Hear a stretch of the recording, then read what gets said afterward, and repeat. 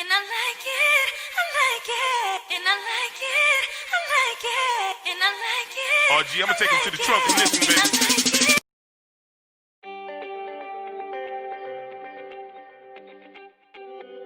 Foobulicious day! I'm your food buddy, ang inyong pambansang FOOBU, Jahric Lago. And today we are going to be reviewing some pastries from Rizal. These pastries came from Beck Bakes PH. So ito po siya, but before that, let's give a little background about Beck Bakes. So this is owned by Miss Rebecca, kaya po Beck, hindi po siya Becky. Yun, pangalan niya po ay Rebecca, kaya po nickname siguro niya ay Beck, kaya yung ginamit niya Beck Bakes. Siya po ay isang full-time employee and nakaisip siya ng isang paraan para makapag-produce ng additional income for their family, kaya she created Beck Bakes PH. So katulad ng maraming businesses na nagsusulputan dyan, Beck Bakes started during this pandemic. So lahat naman tayo, we have to be creative and we have to be resourceful, and kudos to Miss Rebecca for being that kasi she created her business during a crisis at maganda yon because this would really help her. Nagumpisa nga sila nitong June 2020 nga lang, at ang maganda sa Beck Bakes ay they do pre-order. So alam mo na fresh ang mga baked products na ikanilang pinoproduce araw-araw because these are made to order. I also love their name, Beck Bakes. It's very catchy, it rhymes together, and I really hope and I wish na sana lumaki ang business nila even though wala pa silang storefront ngayon. Malay nyo, in the near future, they would have their own physical store. Now it's time to dig in and review their food products. So, ang mga nilalabas sila, mga pastries yun ang main product talaga ng Beck Bakes. And also yun nga pala, si Miss Rebecca, self-taught baker po siya ha. And sa mga hindi nakakalam, I'm also a baker. I graduated BSHRM sa Pamatasan ng Sud ng Marikina. So meron po akong degree sa Hotel and Restaurant Management. And I've worked in different hotels and restaurants here in the Philippines as a pastry chef and pastry staff. Sinabi ko lang yun para alam nyo that I have baking experience and I'm very excited to taste these. I love baking, I love eating baked products, pastries man yan or cakes. So let's dig in. So let's start with their cinnamon roll.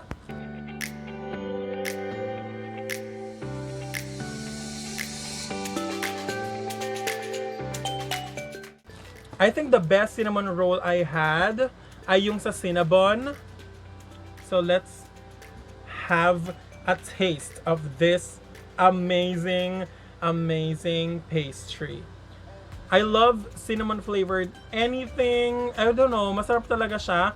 Right off the bat, maamoy mo yung cinnamon niya kahit actually pag open mo pa lang ng box. It's very cinnamony and it is dense. Ang bigat ng mismong pastry. So let's give it a try.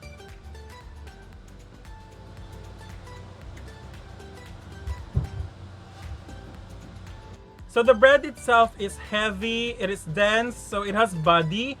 Masarap siya, it is very chewy. Kung nakita nyo man, I chewed it very lavishly kasi ganun yung texture niya sa bibig mo.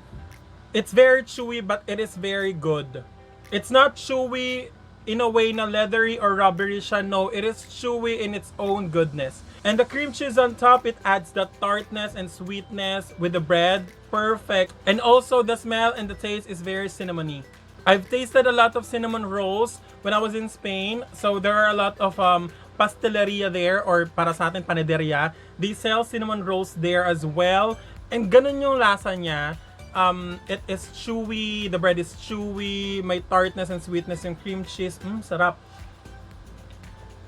So dalawang cinnamon rolls siya, yun nga yung classic, pinakita ko sa inyo, at meron yung chocolate flavor. I won't taste it anymore kasi basically it's just the same, pero meron lang siyang chocolate ganache on top or chocolate syrup, I think. So yun, and this is very cheap. This is only 120 pesos. Kung makita nyo naman, ang laki niya at ang bigat niya talaga, guys. Now let's jump right into their love package. Pero this one is special love package kasi meron siyang Revel bars. Usually, sa kanilang love package daw ay walang Revel bars na dinadagdag, pero dinagdagan nila ng Revel bars for me.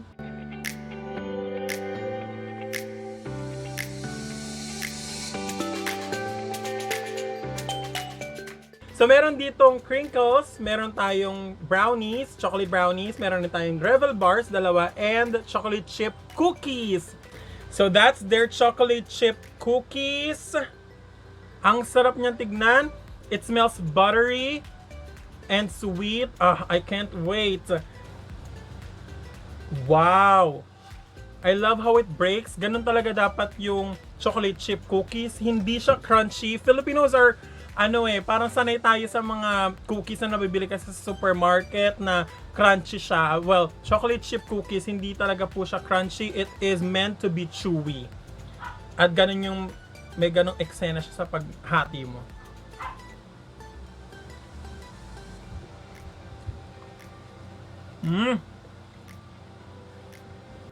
Wow, ang sarap niya. It is buttery, it is sweet, but the sweetness is actually just enough sweetness. It is not overtly sweet. Perfect siya. And I love the chocolate that she used here, Miss Rebecca used here. Kasi she used chocolate chip itself and she also used chocolate bars. Actually, sa recipe ko, I used chocolate bars kasi it adds texture sa, different texture sa iyong cookies. And it adds that, parang meron siyang mga craters of chocolate na binibigay sa inyong cookie. At grabe, pak na pak naman yung chocolate na nandito sa chocolate chip cookie na ito. Meron siya sa ibabaw at meron rin siya sa loob ng chocolate. Masarap to sa gatas. Now let's try their Revel bar. Ano ba ang Revel bar? Basically, this is just a cookie recipe or a cookie bar in short. Pero ginamitan lang siya ng same cookie recipe dun sa chocolate chip cookie and it has ganache. So, chocolate ganache. So, ganun po ang ating Revel bar but I can see that they put nuts in their Revel bar. I used to bake this when I worked at Cravings. Sa mga nakalam po kung sa Cravings Katipunan. Yun, nagbe-bake po kami ng mga ganitong Revel bars. And yun, sa kanila punong-puno siya ng nuts. I'm very excited to taste this.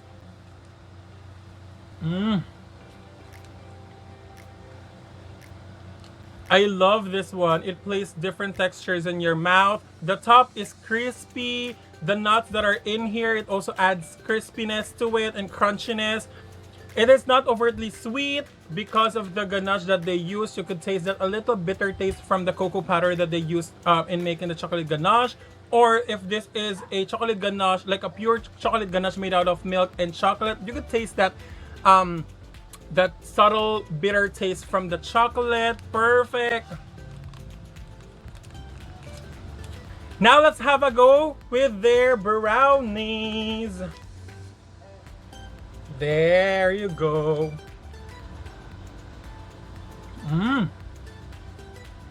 Wow.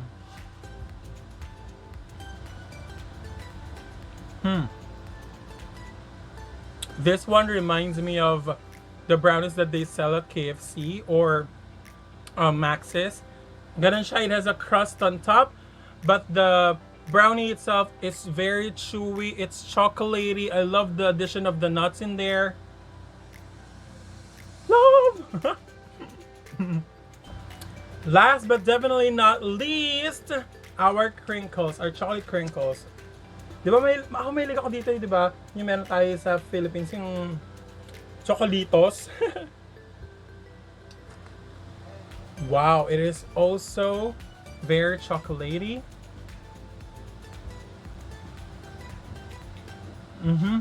Ito yung parang pinasosyal na chocolitos. It doesn't taste like the chocolitos that they sell in sari-sari stores.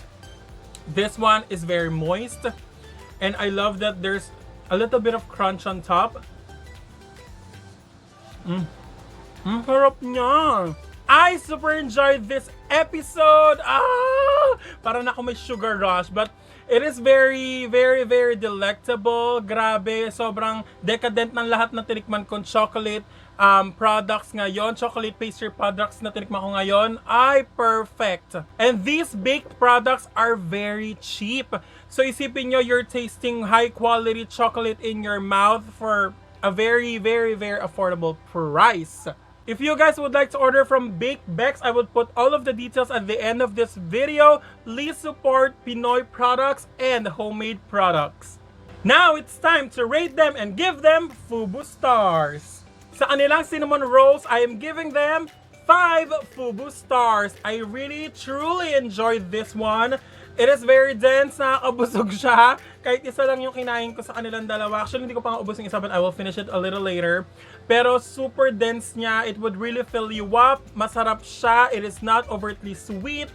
Kaya I recommend this one. For their special love package, I am giving them 5 FOOBU stars. Hindi ko na sila isa-isahin because I enjoyed every single one of them. That's why I'm giving them a total of 5. Lahat sila. They gave different textures in my mouth, and also, kung isipin nyo, ay lahat to chocolate products, sobrang tamis nila. No, they actually have different flavor profiles as well. That's why I enjoyed it. It is sweet, it is bitter. So from all of these, my top 2 favorites are, of course, the classic cinnamon, and in this box is the Revel bar. That's it for this video. Thank you so much for watching. Again, my name is Jahric Lago, ang inyong pambansang FOOBU. Nag-iwan ng katagang, don't judge the food by its cover. You need to open it and taste its goodness. See you in the next one. Bye!